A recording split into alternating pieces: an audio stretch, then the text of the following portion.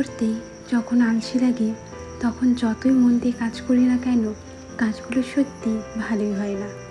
নমস্কার বন্ধুরা, আমি দিয়া আমার একটি নতুন ভিডিওতে তোমাদের সবাইকে জানাই অনেক অনেক স্বাগত। কেমন আছো সবাই কমেন্টে জানাতে একদমই ভুলো না। আজকে কিন্তু বুধবার, ঘড়িতে এখন বাজে সকাল 7টা।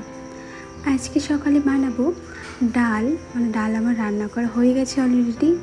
এদিকে করলাম গোলা রুটি চা দিয়ে খাওয়ার জন্য। সবসময় যেভাবে বানিয়ে থাকি, পেঁয়াজ কুচি করে দিয়ে দুটো কাঁচা লঙ্কা দিয়েছি, সাথে দিয়েছি লবণ, ব্যাস। আর অল্প জল দিয়ে একদম মোটা করে ব্যাটারটা বানিয়ে নিয়েছি। গোলা রুটি তো আমি সবসময় তেল ছাড়াই বানিয়ে থাকি। আসলে সবসময় হয়তো তেল খাওয়া তো ভালো না, যত তেল কম খাওয়া যায় আমাদের শরীরের জন্য কিন্তু ভালো। আসলে আমরা এখন যেই জিনিস খাই সব জিনিসই ভালো ন্যাচারাল তেমন তো নয়। প্রত্যেক জিনিসেই কিন্তু কোনো না কোনো ওষুধ দেওয়াই থাকে। এই জন্য সবসময় চেষ্টা করা উচিত কম তেল মশলায় খাওয়ার। এতে আমাদের শরীর কিন্তু অনেক ভালো থাকবে। তো এদিকে গোলা রুটিটা আমি কিন্তু তেল ছাড়াই একদম সুন্দর করে মচমচা করে ভাজা করে নিয়েছি। আর তারপরেই চাটা গরম করার জন্য বসিয়ে দিব। প্রত্যেক দিন সকালেই আমাদের বাড়িতে দুইভাবে চা হয়, একটা লাল চা আর একটা দুধ চা। তো দুধ চাটা গরম করব দাদার জন্য। এদিকে দুধ চাটা গরম বসিয়ে একটা বিস্কুট এনেছি, সেটা দেখলাম। বিস্কুটটা হলো স্ন্যাক ইট, সব থেকে ঘাটিয়া একটা বিস্কুট। মানে কি বলো তো, অন্য বিস্কুটগুলো খেতে তবুও ভালো লাগে, তবে এই বিস্কুটটা একদম নোনতা না, আমার একদম ভালো লাগে না। যাই হোক, এদিকে দাদার জন্য গোলা রুটি, বিস্কুট আর চা সব কিছু রেডি করে নিয়ে চলো ওনাদের ঘরে গিয়ে দিয়ে আসি। সকালবেলা সবাই রুটি, গোলা রুটি এসব খেতে ভালোবাসলো, তোমাদের দাদা ভাই মানে আমার বরে একদম পছন্দ না রুটি বা গোলা রুটি খাবার। ওর 3 বেলাই ভাত চাই।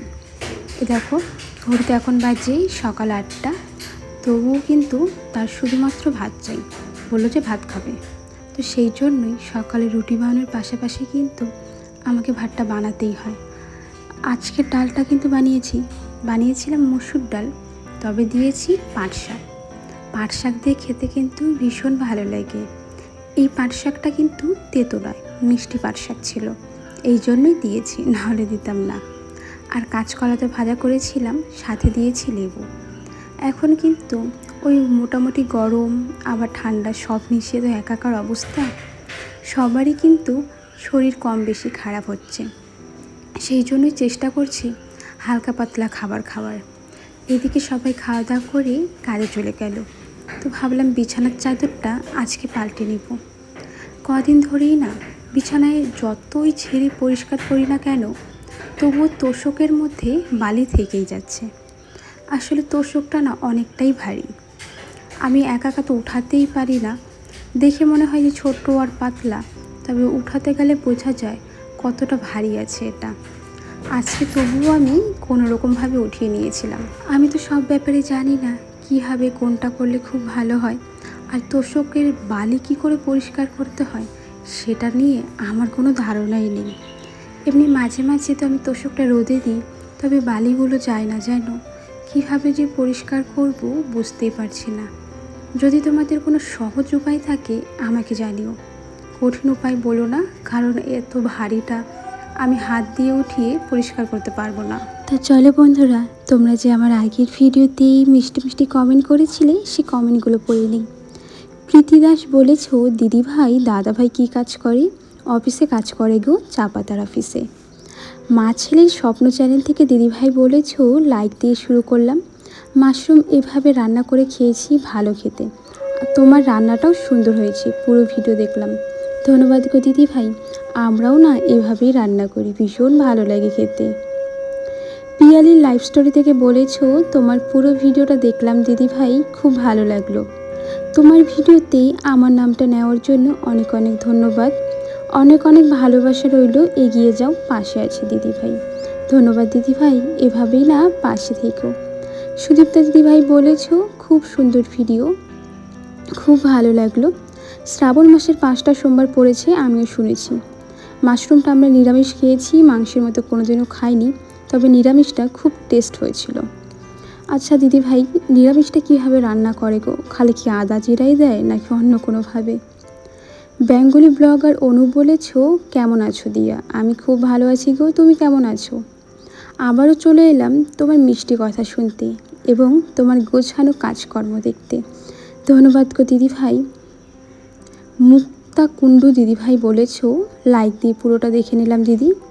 ঘরের কাজ সাথে ঠাকুর পুজো রান্নাবান্না সব মিলিয়ে খুবই ভালো লাগলো। ধন্যবাদ দিদি ভাই। রাজশ্রী দিদি ভাই বলেছ, হ্যাঁ 5টা সোমবার পড়েছে, তবে লাস্টেরটা আমরা করতে পারবো না, কারণ লাস্টে মনসা পূজা পড়েছে আর এক উপসে 2টো পুজো হয় না, তাই 4টা বলেছিলাম। ও মানে মনসা পূজাও করবে নাকি বাড়িতে? দেখো মনসা পূজা কিন্তু আমি যতটা জানি বাড়িতে সবাই ছোট করে হলেও করে থাকে আর কি। আমাদের জীবন কথা থেকে বলেছ দিদি ভাই, তোমার ফার্স্ট টাইম ভিডিও দেখলাম, ভালো লাগলো। ধন্যবাদ গো দিদি ভাই, পাশে থেকো আর ভালোবাসা দিয়ে যেও। মিনি দিদি ভাই বলেছ, দিদি ভাই আমাদের এখানেও অনেক বৃষ্টি। এখানেও বৃষ্টি হয় গো, কখন রোদ্রু কখন বৃষ্টি কিছুই বোঝা যায় না। নাফিসা বলেছ, খুব সুন্দর হয়েছে ভিডিওটা আপু। ধন্যবাদ নাফিসা, কেমন আছো? দিশা দিদি ভাই বলেছ, আমরা মাশরুম খাই, খুব ভালো লাগে খেতে। আমিও আগে খেতাম না, তবে এখন খাই, এখন খুব ভালো লাগে।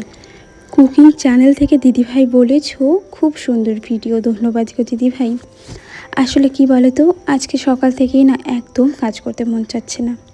আসলে অন্যদিন তো শরীরে একটা এনার্জি থাকে যে সকাল থেকে এইভাবে কাজগুলো করব, তাহলে ভিডিওটাও সুন্দর হবে আর ঘরের কাজগুলোও হবে। তবে আজকে সকাল থেকে কাজগুলো করতে যেন একদম ভালো লাগছিল না। তবে কি করব, কাজগুলো করেছিলাম, তবে ক্যামেরাটাই অন করিনি।